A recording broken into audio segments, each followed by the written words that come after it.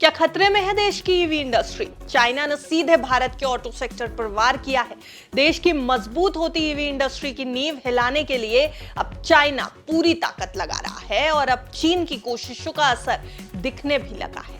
नमस्कार, आप देख रहे हैं बिस्तक। मैं हूं आपके साथ अर्णिमा द्विवेदी। देश में इलेक्ट्रिक वाहन यानी ईवी बनाने वाली ऑटो कंपनियों को अब रेयर अर्थ मैग्नेट्स की कमी का डर सता रहा है। ये मैग्नेट्स इलेक्ट्रिक वाहनों के मोटर्स के लिए बेहद जरूरी हैं और अगर इनका स्टॉक खत्म हुआ तो कई कंपनियों के कारखाने बंद होने की नौबत आ सकती है।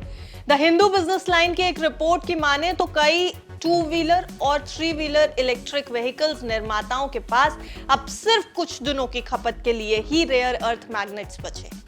ये मैग्नेट्स इलेक्ट्रिक मोटर्स का अहम हिस्सा हैं और इनकी कमी से प्रोडक्शन और मैन्युफैक्चरिंग रुक सकती है। इंडस्ट्री सोर्सेस का कहना है कि सरकार की प्रोडक्शन लिंक्ड इंसेंटिव यानी पीएलआई स्कीम और prime minister electric drive revolution in innovative vehicle enhancement programme के तहत फंड देने में देरी हो रही है। इस देरी ने कंपनियों की मुश्किलें और बढ़ा दी है। अगले महीने से भारत में त्योहारी सीजन भी शुरू होने वाला है, जब व्हीकल्स की मांग में, वाहनों की मांग में भारी उछाल आता है। ग्राहक इस दौरान भारी छूट की उम्मीद करते हैं, लेकिन रेयर अर्थ मैग्नेट्स की कमी और सरकारी प्रोत्साहन में देरी के कारण कंपनियां छूट दे पाने में इस समय असमर्थ हो सकती हैं।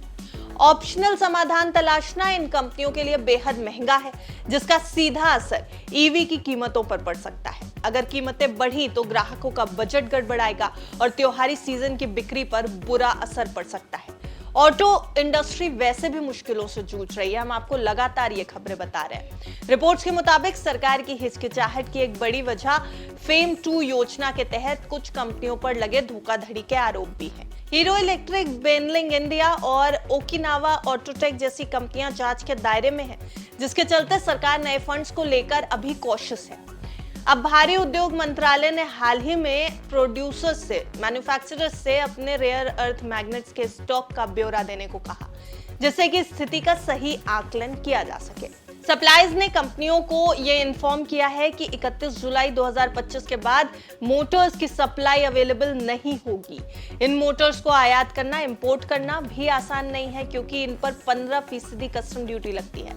इस वजह से society of Indian automobile manufacturers SIAM ने पिछले महीने सरकार से मोटर्स पर कस्टम ड्यूटी को घटाकर 7.5% करने की मांग की थी, लेकिन अभी तक इस दिशा में भी कोई ठोस कदम नहीं उठाया गया। इलेक्ट्रिक वाहन उद्योग भारत में तेजी से बढ़ रहा है, लेकिन रेयर अर्थ मैग्नेट्स की कमी और सरकारी प्रोत्साहन में देरी इसकी रफ्तार को धीमा कर सकती है। अगर समय रहते समाधान नहीं निकाला गया तो न केवल कारखाने बंद हो जाएंगे, बल्कि कस्टमर्स को भी महंगे व्हीकल्स का सामना करना पड़ सकता है।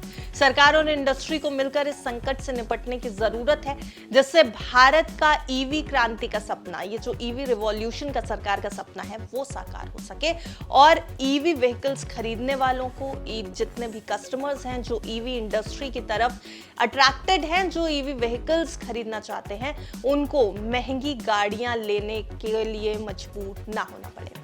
वैसे आपकी राय में क्या कुछ है? इस पूरी रिपोर्ट को देखने के बाद आपको क्या कुछ लगता है कि आने वाले समय में गाड़ी लेना आम इंसान के लिए लगभग नामुमकिन होने वाला है? बढ़ती कीमतें देखते हुए आपकी क्या राय है? कमेंट सेक्शन में बताइएगा जरूर। वीडियो अच्छा लगा हो तो वीडियो को लाइक और शेयर जरूर करें और देखते रहें बिस्तक।